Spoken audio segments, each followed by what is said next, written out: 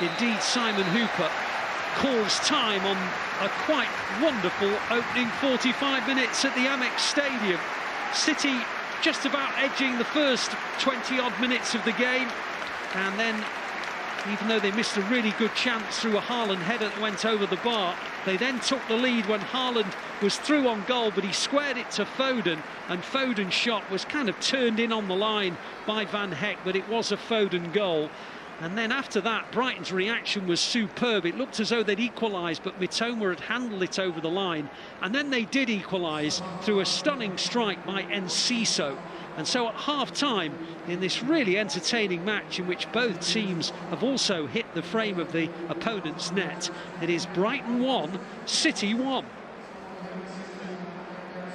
Well, let's go back to the studio and we can join Natalie, who is with Paul and David.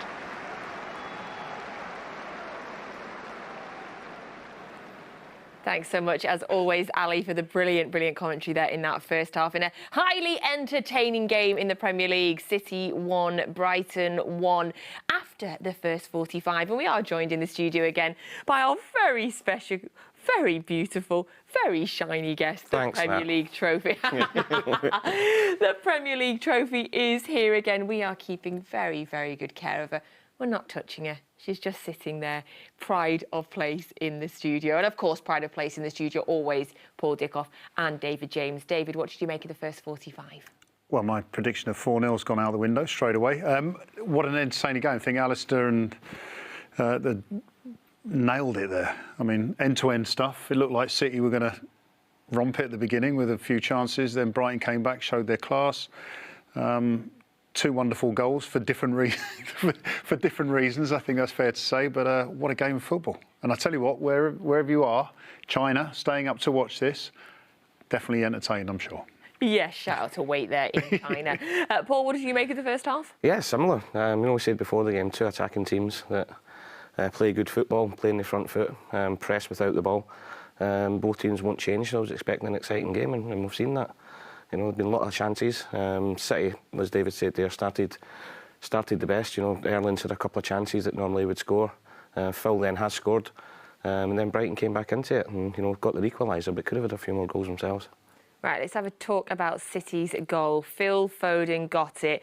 David loves a stat, and I'm sure you're going to love a load of stats around this goal. So, 15th Premier League goal this season for Phil Foden. 21 starts. His best ever season, David. I think it's his 15th goal of the season. His 11th Premier League goal of the season. He loves a star, David. I trust you. Yeah, and Erling Haaland's 8th assist of the season. Premier League assist? Premier League assist, forgive me, which puts him above Jack Grealish 7. Wow, OK. So Erling Haaland, I think Alistair said it in commentary, this is a guy that's not just scoring for fun, but he's also helping other people score. And everyone, I'm sure, thought that he was going to shoot when he was in that position for the first goal. Before we talk about the City goal, I just want to quickly talk about David James' stat knowledge, because seriously, in case people don't know, David, you literally sit with a notebook through the half and updating your stats. Like, you should get a job at Opta. OK, I had to correct Opta once, but that's fine. Doesn't surprise me in a bit. Yeah. Correct answer. I can believe that, Paul. Right, the goal. Erling Haaland, very unselfish. I think a lot of strikers would have taken a shot in that position. Yeah, they would have done, but he's made a great run. The ball's been played up to him first. He's laid it off to Riyad, and he's not stood still after he's laid it off. He's made the run in behind. And yeah, I think everybody was shocked that he didn't do it, but the ball just died in him a little bit as the keeper came out. And obviously him and Phil have got a really good connection going, and Phil nearly set him up earlier on in the first half. We've seen already this season that they look to each other a bit like when Kevin's got the ball with Erling. Phil and Erling on and off the pitch get on really well, and you can tell that. And he's looked up unselfish and done it, and Phil's took it in his right, took his touch in his left, and I don't think he'll mind me saying he shanked it into the net. And Sean Goethe would tell you they all count. They all definitely do count, and 1-0, and it was deserved at that point, because we could have been 2 up. So it's the 6th time Phil scored against Brighton, David. He's got a great record against them, and wonderful to see him in a season where he's not started so much. Obviously, he had the appendicitis earlier, only recently, a couple of months ago. To see him back on the score sheet at this point in the season, well, that's just wonderful for us. Yeah, I mean, the crazy thing is he's been, I think, City's second top goal scorer since the United game where he scored a hat-trick. And then to have him missing for such a long period of time, you're looking at the development of the team and thinking, where does Phil fit in? But I think, as you say, he's getting better and better. And again, I go back to Alistair. He's been getting better and better since he's been reintroduced into the side. And there's part of me that Pep's probably thinking, do I change things for the big couple of games? Because what he's doing, I mean, yeah, he shanked it. I think he deliberately hit it into the ground knowing that the defender that was going to try and clear it would end up not clearing. I mean, he's that intelligent, I guess. Everything about Phil Foden is top draw. So, yeah, he knew exactly what he was doing. He's looked great from the very first minute, though. Yeah. There was a big crossfield past him there, and he's took it down and done a Cruyff turn. And then he's had the little mazy run that he set Erling up for, and he's looking, I said before the game, historically, before over, saying historically, he's only 22, but over the last 4 or 5 seasons, but when he's been out the team, he comes in, it takes him 2 or 3 games to get into his stride. You know, he came on last week against Madrid, got his goal, again at the weekend, and starting tonight, and he's getting better and better. And, you know, if he can put in another performance at Brentford on Saturday, you know, it's going to give the manager a real headache for the cup final and the make everyone Champions happy League. that there is such a choice for Pep to make. 22 years old, but 5 Premier Leagues. So it's just madness. He's almost senior on that pitch when you look at the age of some of the players. And, you know, we talk about Brighton's goal there. And Seco, 19 years old. So Phil Foden, with his 5 Premier Leagues and he's 22 years old, he's a senior at this point, really, isn't he? Seasoned pro, he is. But, look, he's top. He really is. And, you know, we've got Riyad in the pitch, you've got Kevin. Talking about being a senior player, I think Phil believes he is a senior player on that team now. You know, maybe a couple of years ago, he was the young kid that was coming through. I think the last 2 seasons, and especially this season, he's felt one of the major guys in the team. Yeah, absolutely. I mean, and why not? I mean, you win 5 Premier Leagues, you have the right to feel like a leader, absolutely. Brighton, though, got back into the game, David. Before they scored, they had a disallowed goal by Matoma. I immediately thought, well, if they've got a score, at least it's going to help my FPL. But no, it was disallowed. Yes, handball. I mean, it's interesting. When I'm talking about 4-0, I was just thinking that Man City are going to take this 100% seriously all the way. That's not, they haven't taken it seriously, but I just thought it was going to be typical Manchester City pressure against a side that sort of enjoyed themselves. But Brighton are enjoying themselves in a different way. They put a lot of pressure on Ortega, playing out the back, which I think has caused a little bit of nerve in that City defence. As you say, Matoma got in there. He's looked lively. He's actually even looked like he wants to take Kyle Walker on.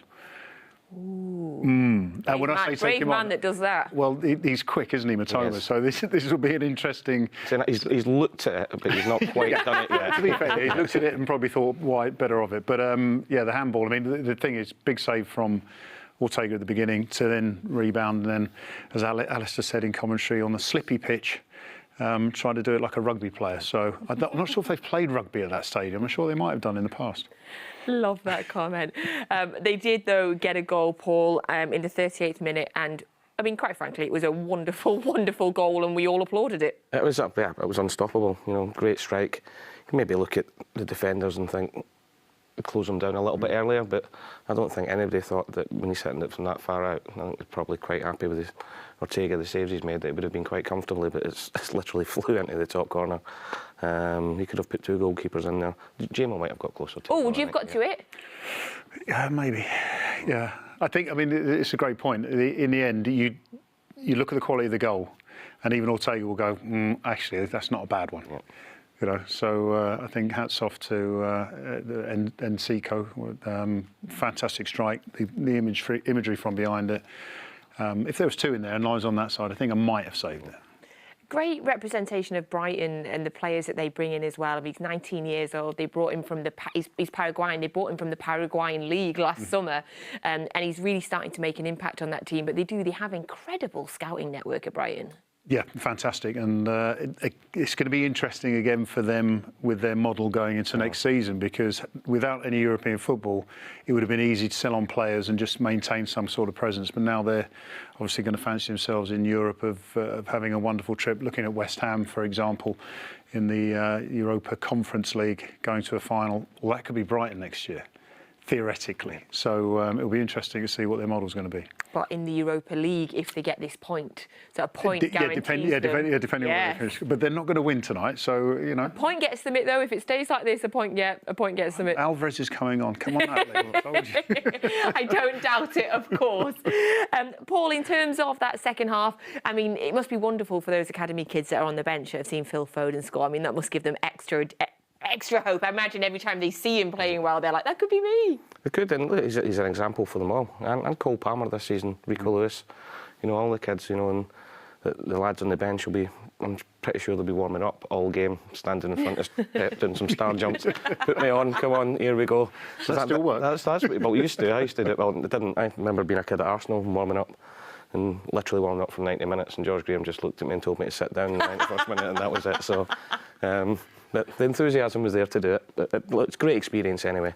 Just them being involved in the squad, travelling down, being on the bench, the atmosphere of the game, and everything else. So, hopefully, we get a couple of goals and we can put them on. Will it take a couple of goals for us to perhaps be able to see any of them? Do you think, David? Absolutely, yeah. I mean, Pep's going to have to make changes one way or another. Whether he puts on, again, the more experienced players to see the result through, which will happen at 1-1, or whether, you know, that couple of goals. I mean, the other thing is when you're talking about Rico Lewis there. So the youngsters on the bench, they look at Rico Lewis at similar age. Then you look at Phil Foden a few years older, Haaland a few years older, Alvarez, and that the age groups all suddenly start blending in. So for them to go on the pitch, there wouldn't be a massive difference. And I think that Pep should, once Alvarez has scored the 2 goals, put the youngsters on. I'm not going to stop until the end of the game. I love your hope there. I love it. Talking about young players as well, we're hearing that Evan Ferguson is warming up for Brighton. We'll let you know, indeed, or Ali will let you know immediately if he's going to come on. 19 years old, he's a top Irish player. International. He looks good, doesn't he? He is. He's a proper handful. He's got a bit of everything. He's quick, strong, really, really good movement. Finishes with both feet. And I've seen an interview with him at the weekend, and it seems really, really grounded for somebody so young.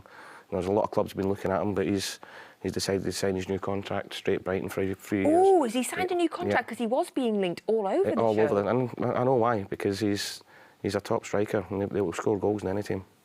And he's extremely mature for a 19-year-old as well. Be playing in the Irish leagues, which must have been a great grounding and starting point for him. But he looks like he's going to have a big future, hopefully not in the second half of this game, Paul. Yeah, I know. Well, it looked as if Enciso's done his hamstring there, doesn't it? So possibly come on for him. Might go 2 up top because Danny Welbeck's up there as well. So be interesting to see what happens. But as you say, hopefully not in the second half. Hopefully not. Thank you so much for sending in all of your WhatsApp questions. Some really brilliant ones today. I'm going to try and get through some of them now. So the first one, good evening, and it's come from Meek Dam. Good evening for everyone on the set. One question for David. Which player of the current team do you wish was around the dressing room in your team? Oh, well, is that the ones I love, or just as the quality of the players? Phil Foden, it would be great to have him around there because he's such a talent. I think that's Gundogan. Gundogan, yes. There's just something about him which Leader. just gives you reassurance, and you would look at him in a time of need, and he would just look back and, yeah. I mean, KDB. I don't know, Edison. I wouldn't want Edison in my change room because it would mean I'd be on the bench. Paul, what about you? I think I've got to say KDB. I think best midfielder in the world. Assists, ridiculous, scores goals. But there's too many. Yeah. Not even Bernardo Silva. Where do we stop? I know. Yeah. You see, the fan in me was suddenly Jack. thinking, who would I have the best time with? You know what? I'm going to go with Jack. Yeah. I'm going to go with Jack. I think me and Jack would have a pretty good. Well, we have had a few nights out together, but we'd have had a few more nights out together. I think if we was in the change room at the same time. I think we're all glad that you and Jack are not in a changing room together. We may never see the two of you on the pitch.